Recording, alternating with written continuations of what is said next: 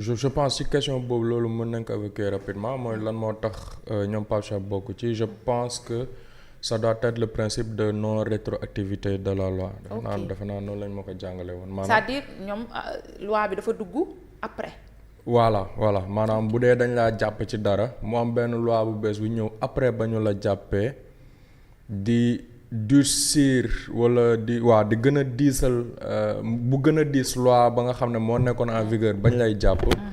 loi bi nekkoon en vigueur bañ lay jàpp lañ lay àtte waaw loolu mooy principe de non rétroactivité bu fekkee fàttewu ma la ma jàngoon.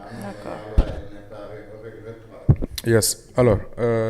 d'abord di nuyu gaane na ma du may nuyu internautes yi quoi di nuyu Bator Fall kii Ous Gagne Idrissa Diallo si maa ngi leen di fay nuyu bu baax a baax Georges Nicolas Goudiaby Lamine Sow maa ngi leen di nuyu Nafi Diop alors Fatima gis nga ñun man loi bi je pense que ça ne sert à rien sax di dugg ci fond wu loi bi ci point yi et cetera. Man damay yem ci benn position bu principielle. Position bu principielle mooy lan. Mooy aujourd'hui on se rend compte qu'on a un énième wax-waxet sur un énième dossier. waaw parce que newoon dañ fiy dindi loi d'amnistie bi te dindi wuñ ko benn wax-waxet la. ne dañuy fonds secret caisse noire ak yooyu dañ koy dindi te dindi wuñ ko beneen wax-waxet la.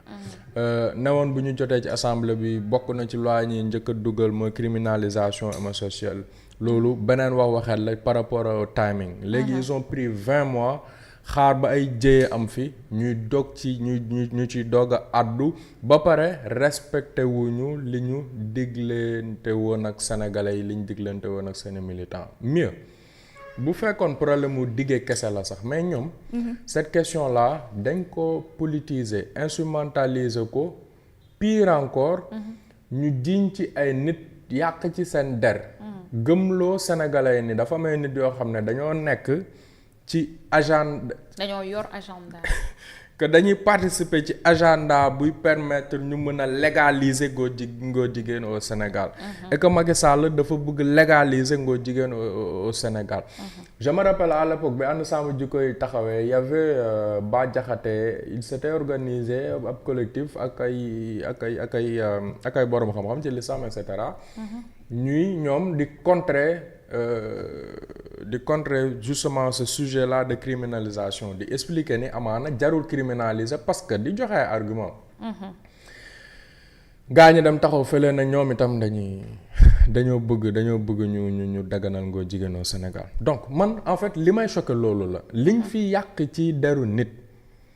gëmloo sénégalais yi ne nit ñi kat ñoom parce que Occident ñoom parce que xaalis ñoom parce que lobby dañoo bëgg góor jigéen ñu daganal ko ñun incha allah bu ñu jotee au pouvoir li ñuy njëkk a def mooy criminaliser góor jigéen parce que góor jigéen ku kon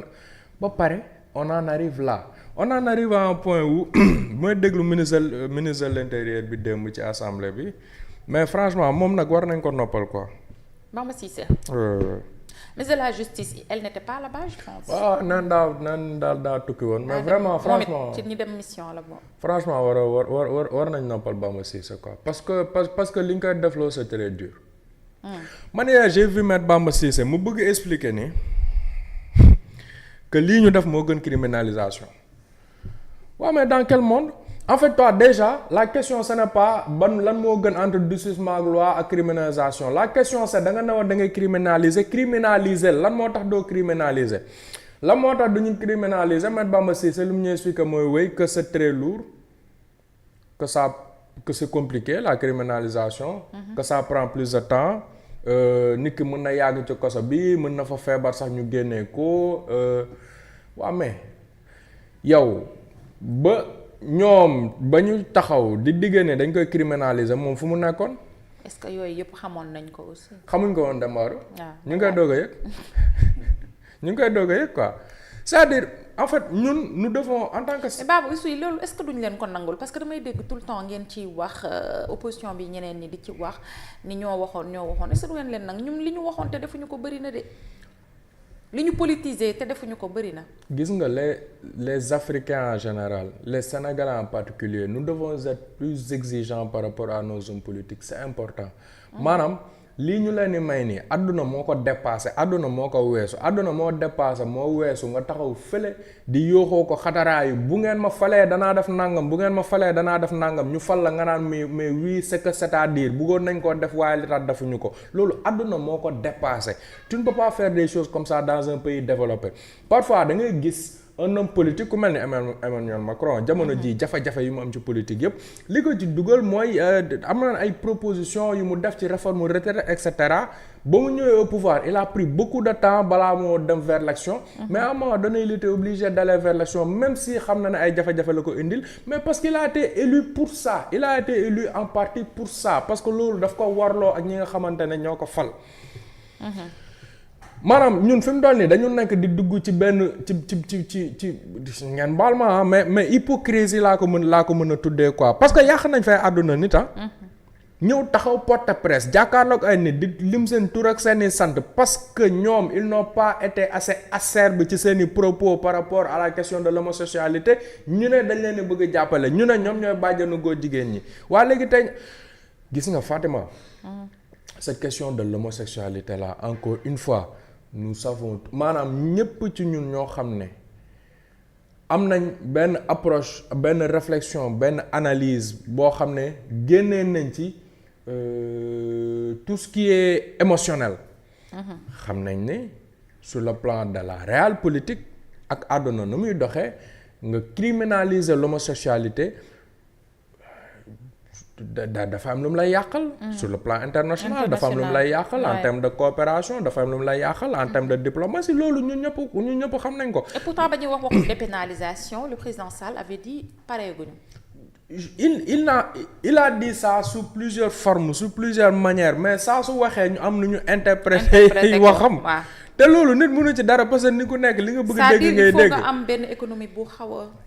voilà pour mën a dugg ci cadre boobu. maanaam boo ci duggee mooy li premier ministre bi junj quoi que am na opposants yu taxaw yaakamte nañ ñu criminaliser ko ba ñu dem ci tubaab yi boole ñu fa et cetera mais yow du nga ne souverainiste nga lu soyoon ci ñu boole la ci tubaab ak li tubaab di xalaat ci non mais sérieusement mënoo à longueur de journée nga ñu gëmloo ne yow souverainiste nga FMI bu ñëwul sax danañ nangam ñun suñu culture ñoom nanguwuñu polygamie ñun tamit nanguwuñu nangam kon léegi la mooy la lu soyoon boo criminaliser après mu am ay opposants wala ay médias yu dem ci tubaab yi na leen la moo ci soyoon te li ci ce qui est abyssal c'est que tu fais un constat très rapide boo duggee ci internet nga bind fi mu doon nii maanaam léegi nii boo duggoon Google nga bind loi homosexualité Sénégal 5 6 7 articles de presse yi njëkk yi ngay wala suggestion yi njëkk yi la Google di jox yépp presse internationale la Le Monde RFI La Province et cetera te ñoom ñépp li ñuy wax mooy durcissement des lois les homosexuels en danger au Sénégal am na ñu ma ci bind ñu ne les homosexuels seront traités au même niveau que les zoophiles ak ñoom quoi tellement eux ça les choque tu vois les nécrophiles donc ce qui veut dire quoi ce qui veut dire que tu criminalises wala que nga dëgëral peine bi dans tous les cas nasaraan si ñoom duñu ànd ci loolu ñoom duñ ci ànd donc yow lan moo tax nga bëgg prendre en compte le fait que su ma ko criminaliser opposants yi mën nañ ko utiliser contre man mën nañ dem ci tubaab yi mais attends yow première geste bi nga def première action bi nga def première communication bi nga am quand tu es arrivé à la tête du pouvoir sur la question de l'homosexualité c'était à l'université Cheikh Anta Diop tu avais Emmanuel Macron à côté de toi on va revenir sur les propos de Abdou Mbow mais je suis vraiment désolé mais c'est la réalité loolu c'est un message c'est de la diplomatie premier nit bi nga dalal premier gan bi nga dalal bu jóge bi dem réew ñëw sa réew moom ba mu ñëwee bien sûr que loolu wax nañ ko fii on n'est pas assez sénile pour penser que kan vaawut seeni discussion wala yan thématique la ñuy war a aborder foofu ci université bi mais waxtaana nañ ko avant comment il s'appelle Mélenchon boobu ma naan Macron boobu léegi autant pour moi Jean-Luc Mélenchon mënul ñëw foofu en plein freestyle alors que ça n'avait rien à voir avec les thématiques qui sont discutées mu dugal fa question boobu noonu bu fa dugalee question boobu noonu c'est qu'il y a bel et bien une raison mais nit ñi bu ñu ne Djiby Dramé am na homme politique ba mu wëy. ba muy wëy homme politique bi da ko ne diw sa doomu ndey la kañu ne doo ko muy wax noonu doomu ndey c'est quelqu'un boo xam ne ñu ngi dégg ay mbir ci turam. mais Cheikh Oumar Diagne kenn waru ko tëj. kenn waru ko tëj parce que ce sont des choses qui sont factuelles qui sont là koo xam ne mën nga ko documenter. Maître Moussa Diop ak Cheikh Oumar Diagne. Cheikh Oumar Diagne il a abordé la question il est revenu là-dessus en disant que waaw que waa ji na ci que xundukat bi da ci am kii xundu da ci am ay xarit waaw mais loolu c'est là ñun mënuñu aujourd'hui on est en 2026 nañu fàttaleeku benn mbir mooy da nga koy dégg ci argumentaire u Maître Bamba Cissé démb da nga koy dégg ci argumentaire u premier ministre ba muy mujj assemblée. que oui ñoom argument bi ñuy tegal tubaab nasaraan si mooy que ñoom nanguwuñu polygamie donc ñun itam amuñu pour forcer ñu homosexualité parce que ñun nanguwuñu homosexualité d'accord. mais question wu acte contre nature bi par exemple. loolu tubaab bi moo ko fi indi. maanaam loi bi ci jëmmi boppam tubaab bi moo ko fi indi France même loi bi la ñu amoon loi boobu dañ ko jël randal ko après Pétain bi mu ñëwee dafa indiwaat loi bi tellement loi bi dafa doon susciter polémique tellement c'est vague tellement ça veut tout et rien dire tellement c'est une loi boo xam ne ça passe partout. donc dans l'esprit bu fekkee ni yow li nga bëgg gëmloo nasaraan si mooy man du yow yaa may jox say valeurs ak say principes mais moo la jox say lois c'est pire. c'est pire donc si tu veux complètement te démarquer de tubaab bi moom la mu la indil ak la mu la bàyyil wala pression ba mu mën a exercer ci yow. mais doo jiital ci sa argumentaire su ma ko criminaliser da ngeen dem ci tubaab yi ne leen dama ko criminaliser. et alors comme si su fekkee ne tubaab bi duñ ko yëg. comme si tubaab yi duñ ko yëg man daal en tout cas sur cette question là man loolu moo ci sama gis-gis y a beaucoup d'hypocrisie surtout y a beaucoup d'hypocrisie parce que wax fa dëgg na yàlla nag quoi. caisse de résonance yooyu ñuy woowee député ñu toog ci assemblée nationale bi. franchement bëri na ci ñoo xam ne tu reconnais leur tête da nga leen gis ci écran de télévision yi ñuy waxu criminalisation homosexualité mosoo si dégg kenn mu naan durcissement wu la homosexualité. seen leader politique bi man mosuma ko bàyyi xel fa muy waxee waxu durcissement criminalisation la doon wax. ñoom ñëpp criminalisation lañ doon wax ànd sàmm ji koy criminalisation lañ doon wax maanaam léegi lan moo war a tax ñu dem ba génn ci baatu criminalisation daal di dugg ci leneen ba pare ne kenn du ko wax. ba pare bëgg gëmloo ne ñoom li ñuy def moo gën a métti que criminalisation bi alors que yaa ngi tijj ay prox ndollu ci biir proposition bi. mais cette question là boo jiiñee nit mais en tout cas boo yégee ni wala nga njott ne diw mi ngi ci ay pratiques yu mel noonu nga boole ko bu fekkee ni xam nga cette question là sur la délation et cetera. mais loolu du def lenn lu dul tere ñëpp ñu wax ci ah ben oui parce que man bu fekkee ni leer na ma ne su ma amee ay soupçon wala ay suspicion wala ma amee début wala ay élément de preuve wala témoignage yuy corroborer na kat diw mii dafa ne ci yooyu ma dem ca police daal di koy boole ñu woo diw moomu ne duma ñu ne ma indil preuve ma amay jafe-jafe pour indi preuve man maa dugg kaso mais du ma ci dugg mais du ma ci wax du ma ci wax. Très bien, merci beaucoup Baba loolu moo nekkoon peut-être problème mu